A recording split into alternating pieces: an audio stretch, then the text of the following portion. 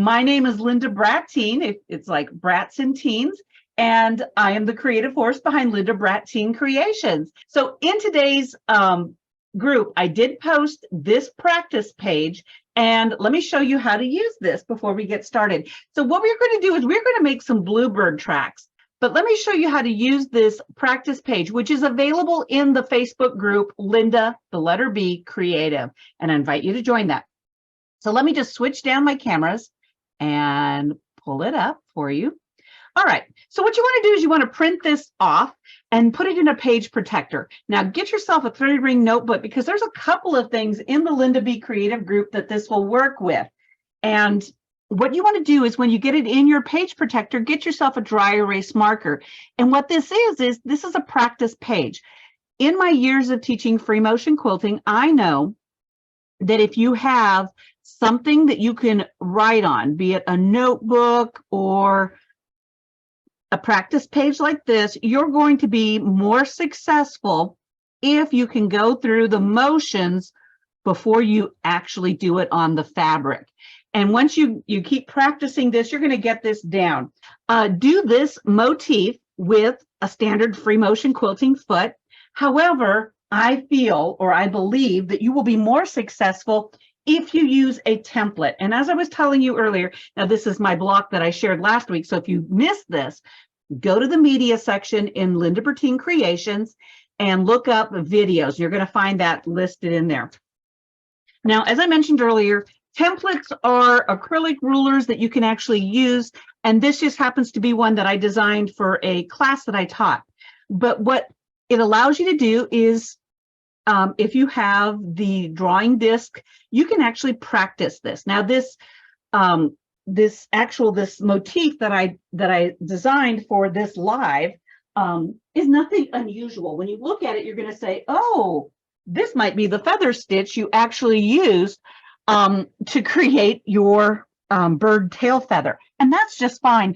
That's kind of what I was mimicking it after. So those of you that are new to free motion quilting, this is something kind of fun. Now, when you start this, I'm going to give you some lessons, and I am so sorry, but I am sitting on this side of the table and the camera is at my left. But I'm going to use a template or a ruler to assist me to get some nice straight lines, which are going to make the feet look better. So the motion I'm going to do, and I want to make sure I got enough pencil lead out here so you can see what I'm drawing, is I'm going to run my needle of my sewing machine with that ruler or template quilting foot, and then I'm going to backtrack using that template, and then I'm going to do a foot, and then I'm going to pivot again and do another almost a 45-degree angle up to the second foot. So this line should be at least twice as long as the foot toes are in the first one. That's kind of the secret. Now, normally I wouldn't pull this away, but I want to make sure that you are able to identify this. Then what I'm going to do is I'm going to track down, obviously I'm not tracking very well here, but I'm going to stitch right back down on top of that, and then I'm going to pivot it so it goes straight ahead. And that's going to create two toes of my bird feet. Then I'm going to angle it again, and if I can, I'm going to actually have the same angle as that first foot and go twice as long as my toes were.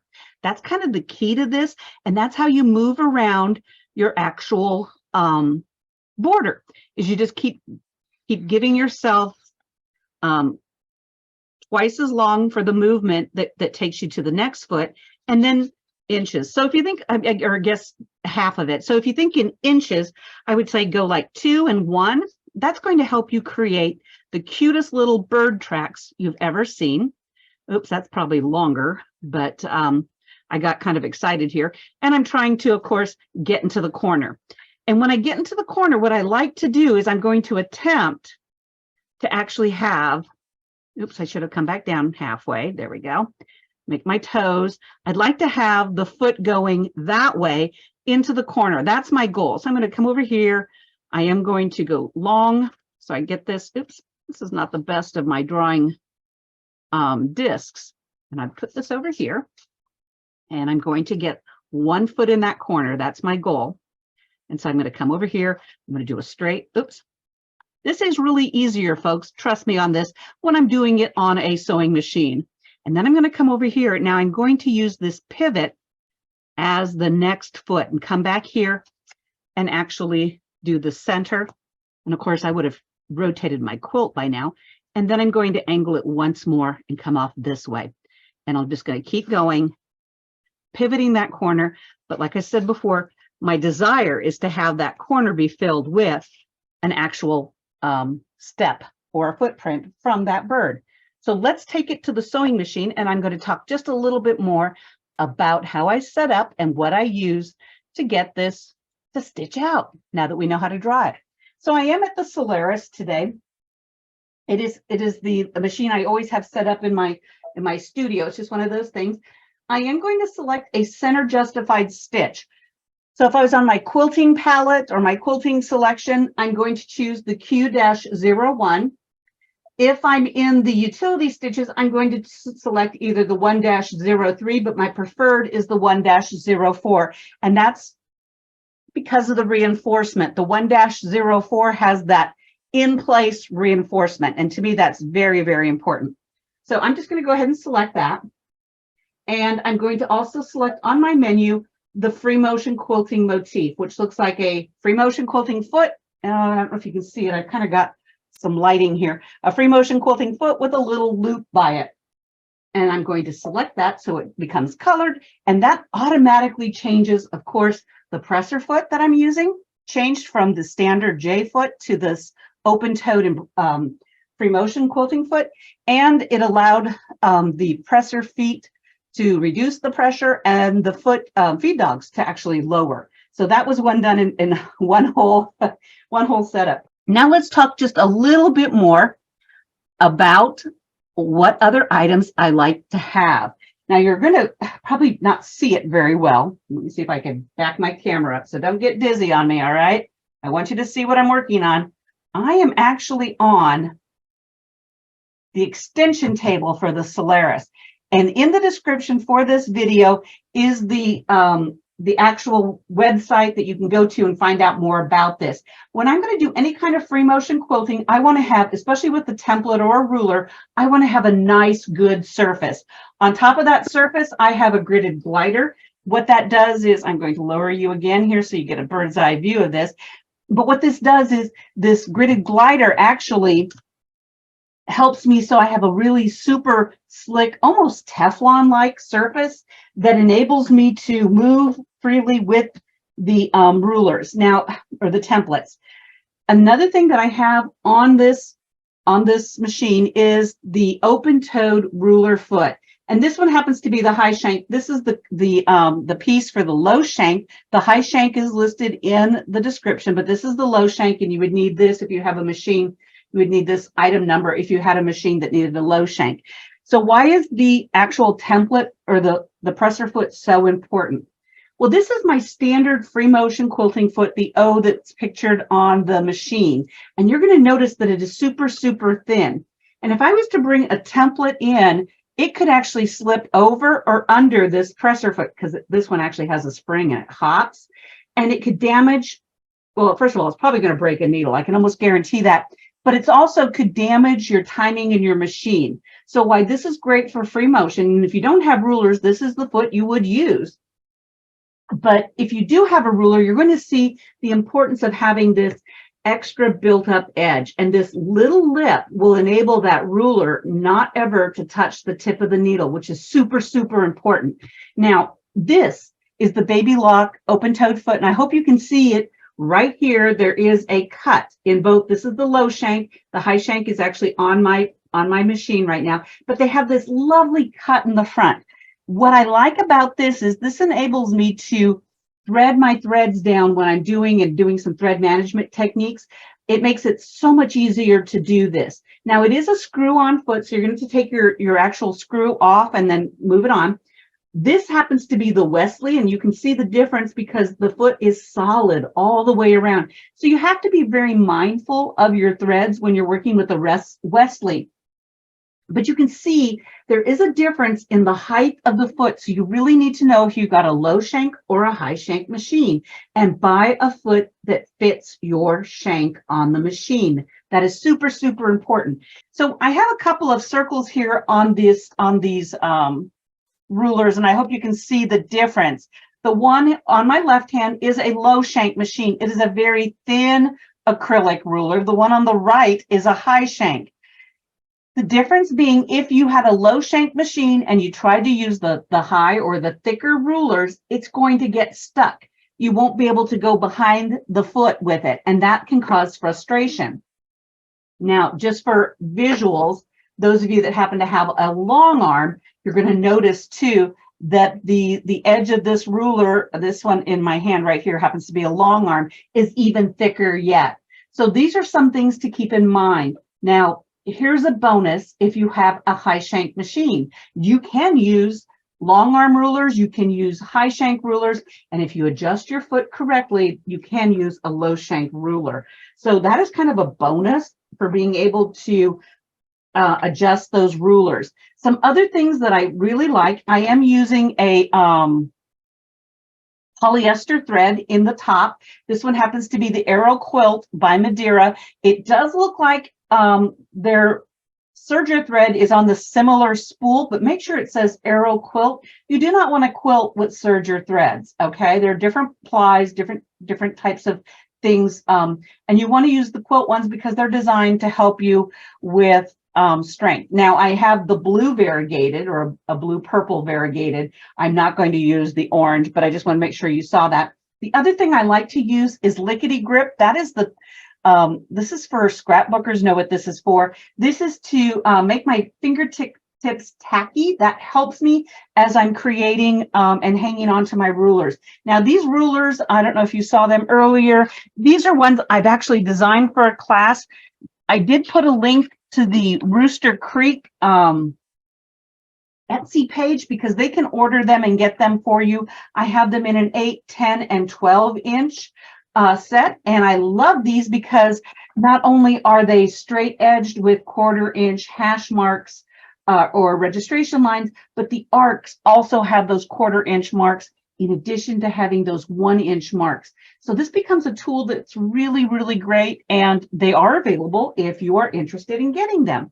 Now, another thing that I use sometimes when I'm doing a lot of template quilting is a piece of I don't know if you call this shelf grip or whatever, but it helps to hold my rulers in place. I do know that when I do this with, when I teach with people that have smaller hands, they have a tendency to have issues in gripping this. Now, one of the things you're going to have to know about template quilting is that you move the fabric with the ruler. All right, so normally when you free motion quilt, you move the fabric with your hands. This time we're just going to quilt between basically our index and our thumb, and we push and pull with that finger. Now, it's not a death grip, but we want to make sure that we can do a little smooth sailing. That's where the Teflon gridded glider helps you. The other thing you want to make sure that you have plenty of is fabric. It sounds silly, but anytime your template or your ruler comes off the fabric like this, you have a tendency to catch the top of your surface, maybe scratch it if you have, depending on what kind of grip you have on the back of it. So we're going to start out once again doing our little bird feet. And so I've got my polyester thread here at the top, the variegated. I'm going to lower my presser foot and put my needle in the machine and pull it up. Lift that presser foot and do a little flossing here just to get that bobbin thread to the top. That's going to help me avoid any kind of snagging on the back side. And I do have a lighter weight thread in the bobbin. And then I'm going to do a few small tack down stitches. Now, remember, when you are doing free motion quilting, whether you're using a template or not, you are the stitch length regulator. And so you have the ability to change what size and shape, basically, your stitches are. So this takes practice. I always tell people focus on the technique, which in this case would be using the template or the ruler, before I worry about stitch length and size.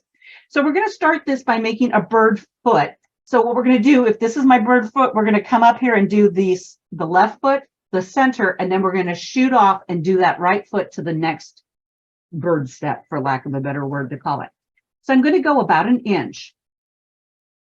And on this ruler, if I stitch between my etched lines there, and I came right back down the same one, that's going to give me an inch. Now I'm going to make it so it goes forward and backwards. And I'm going to do that same inch or so. Now I'm going to come over here and I'm going to angle it, about a 45-ish, okay? Now, the one thing you probably can't see here is I do have some chalk lines giving me a guesstimate of a kind of a border sense, but I just kind of want to show you how this works. And if I could give you an angle, I would say 45 on this. And I'm going to go twice as long as my 1 inch. And then I'm going to come right back about an inch. And then I'm going to do that front back. So I'm going to pull this over here. So you see how important it is to have extra fabric inside on the edges, because that's going to just help you be more successful as you create these little bird feet. And so once again, if I'm going to look, I'm going to look at my past line of stitches and try to parallel that with the same angle. It's just going to give me some guidelines. And I might go just a smidget higher. There we are. Straight, back and forth. And this travel where you go between the 2 feet, that's where you get to either shorten it or lengthen it. And what that's going to do is that's going to allow you to accommodate for the corner when we have to make a corner. And the trick here is when you're retracing, if you don't move your template, you're going to get accurate stitches right on top of one another. Your retracing just becomes phenomenal. And those of you who know me know I shouldn't talk as I try to sew something. So you haven't lost me. I'm just stitching. If you see it stitching, then you know we're still in the game, okay? We're just doing some cute little bird stitches. And this should go with your applique or your foundation paper piece, or those of you that had the IQ Designer. All of our bird blocks are going to love. Now you do have to be cautious because you can get fairly directional here and kind of get wonky. I'm looking at this and saying, I bet it's a 3-inch border-ish, if I was to guess, or, looking to create something similar.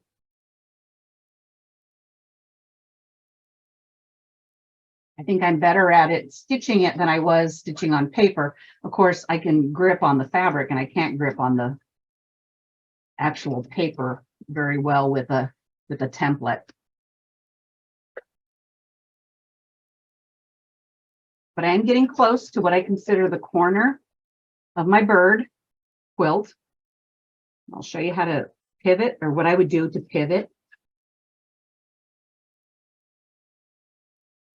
But I don't know if you've ever fed the birds, you know that they can make a big mess when they eat. So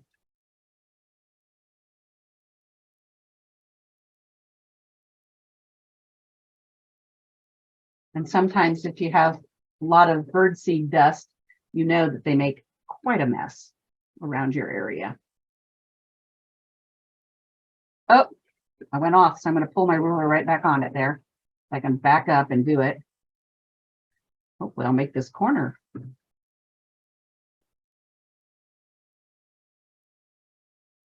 All right, now here's the exception. We are going to shoot off in this direction, but instead of using this as the left toe, it now becomes the right toe. Let me just come right back about an inch. And watch when I pivot. Now all I have to do, here I'm pivoting, it's now my right toe. And I'm just going to go ahead and do my straight. Make it nice. And stop. And then I can come right in here and do my 45. Twice as long. That outside toe is always going to be twice as long as your other two. I suppose they have a name like a claw or something. I don't know. I've been calling it toes. Maybe Maybe some biologists could help me out here with that definition of what it's really called. We're just making some tracks. We're making bird tracks. These are city tracks, okay? These are city birds.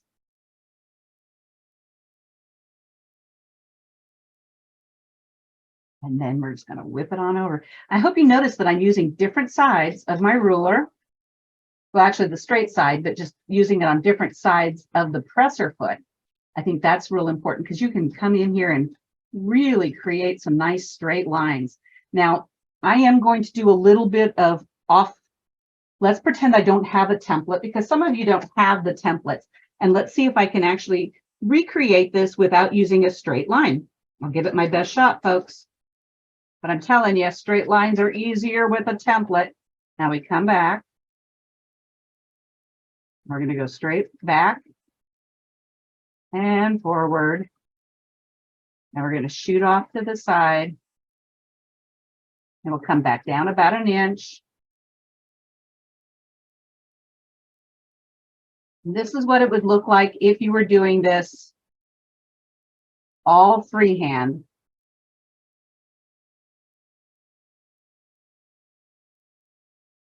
That's the beauty of this template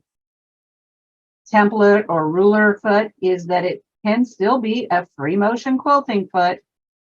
You don't have to change it. And this is very, very similar to that feather stitch as a decorative motif on our sewing machines.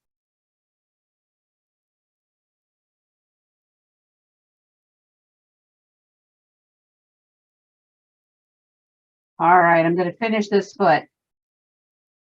And then I'll answer some questions. So if you got some questions, go ahead and put it in the comments. There we are, maybe ready to turn the corner. So I'm going to go ahead and tie this off. Once again, I'm going to lift my presser foot, lift my needle, lift my presser foot, pull a little slack in there because that's going to elongate my bobbin, and then reinsert this into the quilt sandwich. And there you have that light thread is my bobbin thread. Once again, when it comes to the bobbin thread, you're going to have a loop. So you're going to pull. One pulls easily, one pulls the quilt. You want to cut the one that pulls easily because that's the one we need to release.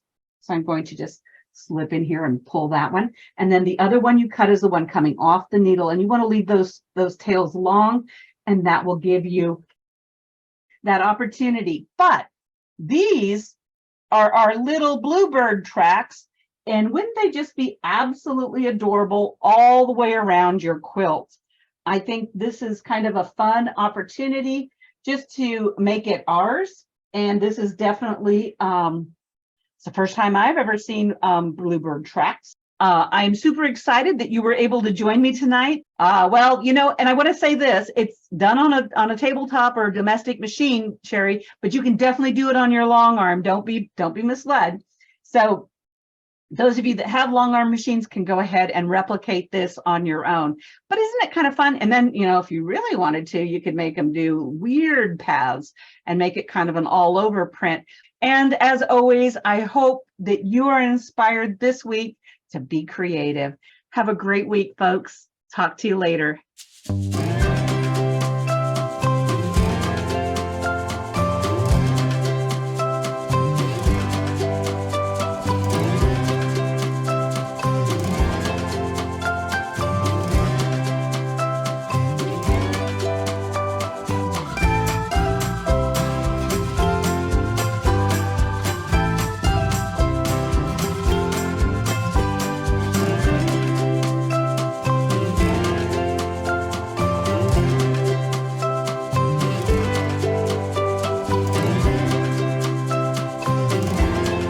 Thanks so much for joining me. I hope you like and subscribe to my YouTube channel for more creative inspiration.